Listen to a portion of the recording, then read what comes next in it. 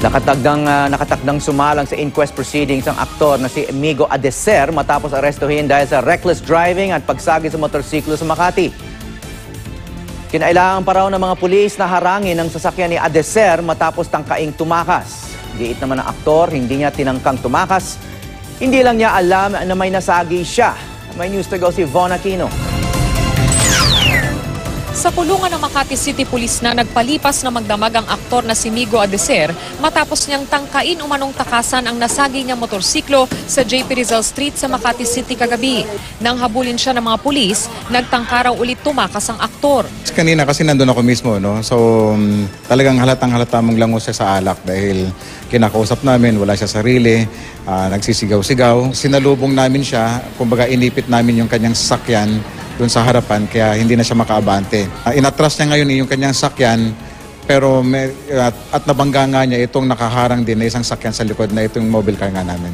Dinala sa ospital ng Makati City ang magkaangkas na sakay ng motorsiklo, sina Rogelio Formelos Castillano na nagtamo ng bali sa braso at Michelle Galiova Papi na nagtamo naman ng galo sa braso. Kapwa sila empleyado ng MFDA.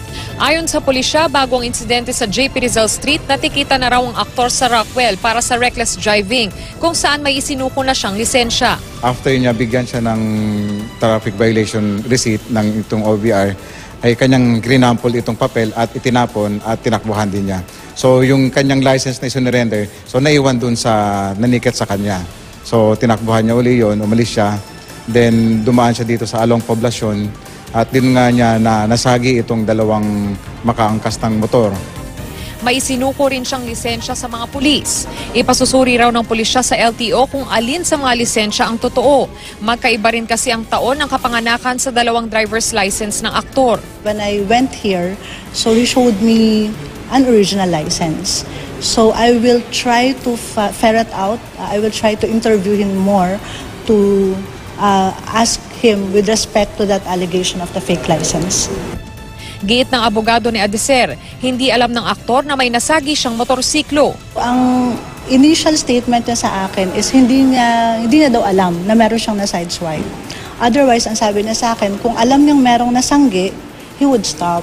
Para sa kanya, willing siyang tulungan yung mga victims with respect to the medical expenses. Kasi para sa kanya, aksidente naman talaga yung nangyari. Maharap si Adeser sa reklamong reckless imprudence resulting to serious physical injuries and damage to government property at disobedience to person in authority. Ngayong araw nakatakdang sumailalim sa inquest proceedings si Adeser. Alas 12:30 naman ang hating gabi nang ma-discharge sa ospital ang dalawang sugatang rider. Von Aquino, GMA News.